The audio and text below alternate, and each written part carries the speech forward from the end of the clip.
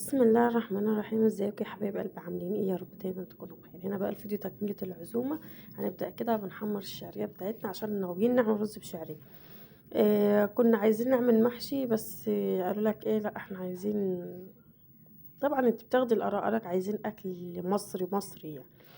فالمحشي أكلة مصرية طبعا عظيمة، بس طبعا يعني ايه، هم عايزين بقى طبيخ مسبك، عايزين حاجات مسبكة.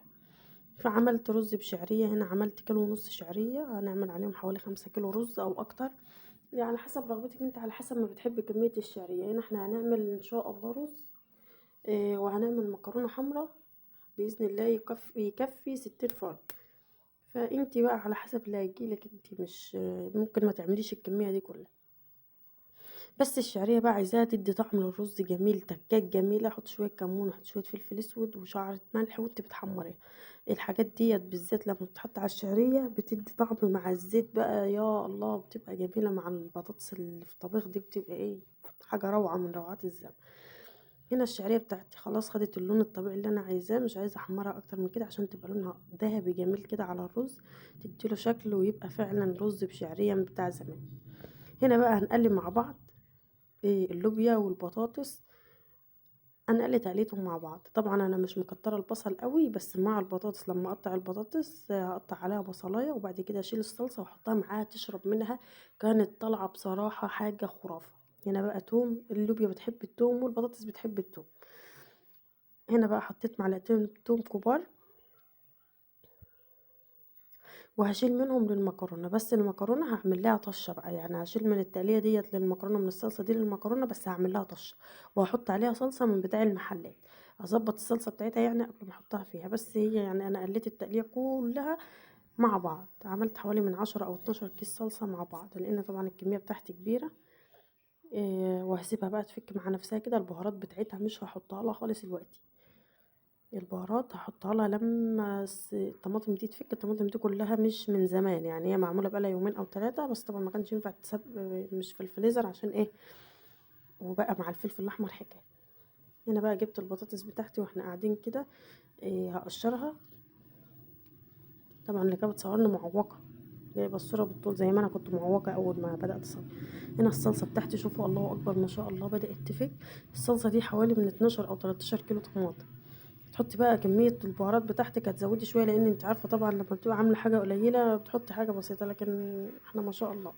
هنحط بقى هنا فلفل اسود ونحط بهارات لحمة. والفلفل الاسود انا حطاه حصى، وعديته كام حباية عشان هشيله تاني قبل ما اقدم الاكل ان شاء الله. هنحط فلفل اسود حصى، وهنحط فلفل اسود ناعم، وهنحط ورق لوري او ورق لورا او ورق غار زي ما انتوا بتقولوا عليه، وهنحط حبان، ونحط مستكة، ونحط جوزة الطيب، وهحط معايا مرقتين دجاج.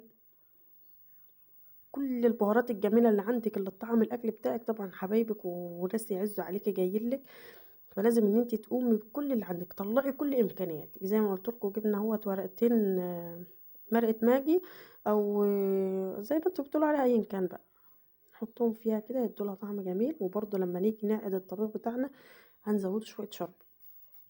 الشوربه بتاع الفراخ بتاعتنا كانت روعه. طبعا الفراخ انا غسلتها وقطعتها معاكم، وما رضيتش ان انا احطها مع الفيديو علشان ما تتوهوش مني، لان الفيديو كده كان هيبقى طويل وهيبقى ممل، فحبيت ان انا اقسمهم على ايه، على فيديوهين.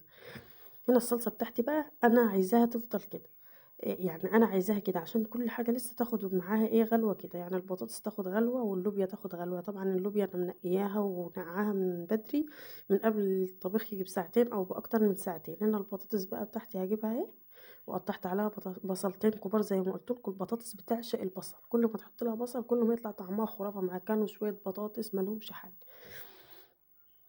هنا بقى بدأت ان انا اوزع الصلصه بتاعتي. طبعا انت لو كنت عملت كل حاجه لوحدها كده ما كانش يعني فاهمه، مش هيبقى فيها بركه بمعنى اصح. فانا حبيت اقلب التقليه كلها، وكل حاجه باذن الله تطلع طعمها الاساسي فيها واحلى من طعمها الاساسي كمان. هنا البطاطس بتاعتي كانت خدت الكفايه بتاعتها من الصلصه. بدأت أقلبها أهوت، هحطها بقى على نار هادية كده، تاخد وتدي بشكل ودي مع بعض كده لحد ما تاخد بقى الصلصة بتاعتها وتشربها، وبعد كده أزودها شوربة شوية بشوية. هنا بقى الفراخ بتاعتي اهو، حطيت الحلة على النار سخنت، شوفوا بالطريقة دي. عشان تشويحة الفراخ كل ما صدمة الفراخ تبقى أقوى كل ما تنزّل اللي فيها والسمنة والحاجات الجميلة عشان تعملي أحلى شوية شوربة. هنا طبعًا حطيت معلقة صلصة الأول، وبعد كده حطيت شوية بصل وشوية طماطم متقطعين، ونزلت بالصدور. هاعمل الصدور في حلة لوحدها وأعمل الوراك في حلة لوحدها. بس طبعًا مش يعني فاهمين، مش هاسويها كلّها تسوية كاملة، ده كلّه تجهيزات يعني. مش هاسوّيها تسوية كاملة عشان طبعًا يعني أمّا بتيجي بقى كل شوية تسخّني ومش عارف إيه وكده، فهاسيبها أنا لمّا قبل الأكل بربع ساعة أقوم مولعة عليها. طبعًا كل شوية عايزة شوربة لحاجة، فبتبدئي إن أنتِ تدفّي الشوربة عشان تفِك وتاخدي كده.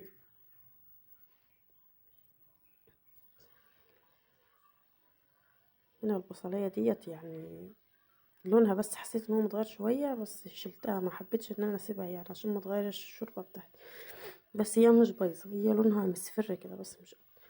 هنا بقى حطيت الصدور لوحدها اهوّة، وهابدأ إن أنا بقى أحط البصل بتاعي على وش الطماطم ومعلقتين صلصة برضه. شوية الشوربة دول أقسم بالله كانوا حكاية، حلتين شوربة خلصوا. كنت باقولها هاعبيها في أكياس واعينها في الفريزر لو حبيت أزوّد بامية والّا حبيت أعمل ملوخية والّا حاجة ما فيش. عصير الليمونة دي بتخلّي برضه طعمها حكاية. طبعًا بقى اقفلي بقى إيه، حُطّي بهاراتِك وضبّطي حالِك كده وما تحطّيش عليها مَيّة خالص، واقفلي غطّاكِ عليها وسيبيها ربع ساعة تنزّل السمنة اللي فيها وتنزّل الحكايات والروايات اللي فيها، وابدئي إن أنتِ أول ما تحسّي إنها بدأت تسخن نغّزيها بمعلقة أو بكازلك رفيّع من عند العضماية كده عشان لو فيها أي حاجة من اللي بالِك فيها ديّة تنزل وما تبقاش الناس متضرّرة من أكلِك. هنا بقى حطّيت الملح معاها. أنا أي لحمة أو أي فراخ زي ما قُلت لكم قبل كده باسوّيها باحُط ملحها معاها. هنا الحلة التانية بقى هاجيبها أحطها على النار برضه وأعمل فيها نفس اللي عملته وأحط الوراك لوحدها، وبرضه لمّا تبدأ تسخن زي ما قُلت لكم كده تبدئي تنغّزيها برضه لإن يعني إيه الوراك الصدور بتبقى أهدى شوية من الوراك، الوراك بيبقى فيها الخير كتير يعني، فابدئي نغّزيها كده تنزّل اللي فيها عشان تاخدي منها أحلى شوربة وأحلى يعني لحمة لمّا تفتحيها كده تلاقيها بيضة وتلاقيها جميلة من قلبها زي برّه. زي ما قُلت لكم كده الفراخ لمّا بتتنقع كده وبتاخد راحتها يعني تتنقع وتنزّل اللي فيها، فبتبقى شوربتها روعة الروعات يعني. هنا برضه هاحط عليها الطماطم واحط عليها البصل. هنا بقى كنت عملت شوية رنجين وشوية أجنحة وحاجات من ديّة عشان برضه لو الحبايب بيحبوها العيال الصغيرة، هاتي يا ماما، هاتي يا خالته، هاتي مش عارف إيه، فكده يعني. هنا بقى كده اللوبيا بتاعتي اهيت زي ما قُلت لكم نقعاها من بدري. اللوبيا ديّة حبيتها جميلة جدًا، جاية من عند ناس يعني حبايبنا كده فلاحين جيران الماما جابتهم منّهم يعني جميلة. هي الكيلو بيتباع برّه ب25 بس هي عاطياها لها ب20 جنيه، جميلة بجد يعني. هنا بقى معايا الشعرية بتاعتي اهيّة، كنت غسلت الرز بقى في جردل وغسلته كويس ونقعته وسِبته ساعتين أو أكتر من ساعتين منقوع ما شاء الله زاد النُص. هنا بقى نبدأ نحط الرز على الشعرية ونقلّبه كويس، يعني ما نخلّيش الشعرية في أرضية الحلة خالص، عشان لمّا بيبقى الشعرية كتير تحت بتلاقيها إيه، مش عاطية شكل الرز كلّه وتيجي تقلّبيها من تحت تلاقي الشعرية اللي تحت معجنة لإنها استوت زيادة عن اللزوم. فأنتِ امسكي الحلة بتاعتِك بمقصوصة والّا بحاجة قلّبيها تقليبة محترمة كده لحد ما تقلبي اللي تحت فوق واللي فوق تحت، شقلبي كيانها عشان تطلع معاكِ بقى شوية رز كده الشعرية على وشّهم كده مفرفرة وزي الفل ويبقى طعمه جميل. يعني إحنا عايزين حاجة تفتح النِفس مش حاجة كده أهو يعني. هنا ما شاء الله الحلة دي بتاخد حوالي من 8 كيلو رز. طبعًا حطيت أنا كيلو ونص شعرية، فحطيت حوالي إيه 6 كيلو ونص رز أو أكتر من 6 كيلو ونص. وطبعًا بقى إيه يعني لو فات حاجة بقى يبقوا ياكلوا فيها براحتهم بقى، يرفعوها في الفريزر ياكلوها تاني يوم، ما ياكلوهاش يودوها لأي حد يعني، المهم زي ما هُم حابين يعني. بس لازم طبعًا أنتِ عارفة إن أنتِ عندِك عزومة، ما حد ييجي كده، حد ييجي كده، لازم إن أنتِ تبقي مزوّدة وعاملة أكل بزيادة. طبعًا هنا بقى إيه أقلِّب براحتي كده واحدة، واحدة كده لحد ما أضبّط الدنيا. وزي ما قُلت لكم كده شقلب كان هاجيب اللي تحت فوق واللي فوق تحت، على حسب رغبتِك. بتحبي الشعرية كتير كتّري، بتحبي الشعرية على فكرة أنا قُلت لكم كيلو ونص شعرية ورجعت حمّرت تاني وحطيته عليهم. شوفوا بقى الشوربة، شوفوا الجمال، شوفوا الحلاوة، شوفوا الدلع، شوية شوربة لوز اللوز. لأ الطعم بقى سيبِك من الشكل، الطعم يعني روعة من روعات الزمن. هنا بقى كانت الساعة بالضبط 11. هنا المكرونة أهيّة أنا ما وريتهاش لكم لإن أنا ما كنتش كان في ناس كتير معايا في المطبخ، فما عرفتش إن أنا أصوّر لإن كان يعني. هنا بقى دي البطاطس، الله أكبر ما شاء الله.